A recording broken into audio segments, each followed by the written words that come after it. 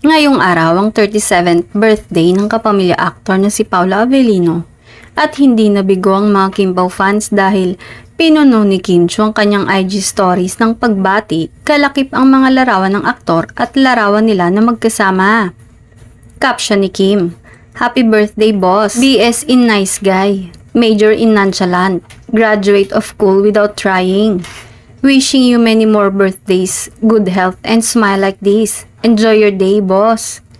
Inaabangan ang ganap ng aktor, knowing na hindi nga ito mahilig sa mga party na katulad ng ibang celebrity.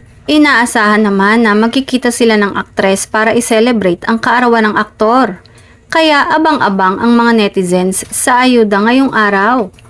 Kilalang galanting magregalo si Kim kaya natanong ito kamakailan kung ano ang niregalo niya sa kanyang kapareha.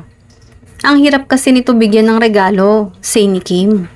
Nilinaw agad ni Paolo na ayaw niyang nireregaluhan siya. "Ayokong nireregaluhan ako. Very specific yung mga gusto ko sa buhay. Yung mga kailangan ko lang, yung gusto ko. Ayoko ng mga luho," say niya.